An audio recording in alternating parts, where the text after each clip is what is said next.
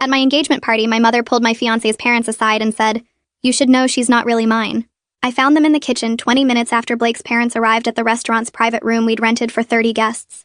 My mother had cornered them by the dessert table and was showing them something on her phone. "What's going on?" I walked over, but my mother quickly put her phone in her purse. Blake's mother, Kendall, looked uncomfortable, and his father, Robert, wouldn't make eye contact with me. "I was just sharing family history with your future in-laws. They deserve to know what they're getting into." My mother's voice had that sweet tone she used when she was being vicious. What family history? I felt my stomach drop because I knew exactly what she'd done. She'd been angry all week because I'd asked Blake's sister to be my maid of honor instead of my sister Kimberly. "Oh, just the truth about your origins. The Hamptons should know their grandchildren won't actually be biologically connected to our family." Blake came over with drinks and noticed the tension. "What's happening?" His mother took the drink with shaking hands.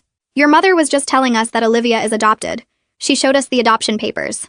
Blake looked confused because I'd never told him. We'd only been together 8 months and it had never come up. "You're adopted?" My mother laughed. She doesn't like to talk about it. Embarrassed, I think. Her birth mother was a drug addict who got pregnant at 15. We got Olivia when she was 3 days old. Cost us $40,000 in legal fees, but we wanted to do something charitable. She said charitable like I was a tax write-off. "Mom, stop." But she was already walking toward the main room where everyone else was mingling. "I should tell everyone else too. They're all going to wonder why you look nothing like our family." Blake's father finally spoke. "This is inappropriate. Being adopted doesn't change anything." My mother spun around with fake shock. "Doesn't change anything?" Of course it does. Mental illness runs in her birth family. Her biological uncle is in prison. Her birth mother overdosed when Olivia was 5. These are things you need to know before you marry her. She wasn't even trying to whisper anymore. My Aunt Helen came over with my sister. "What's all this noise about?"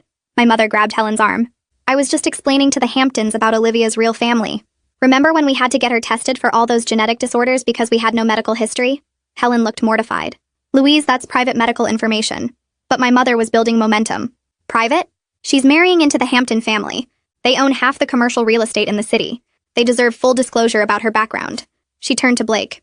"Did she tell you her biological father was never identified?" "Could be anyone. The birth mother had multiple partners." Blake stepped between us. "Mrs. Coleman, you need to stop talking about Olivia this way." My mother's eyes narrowed.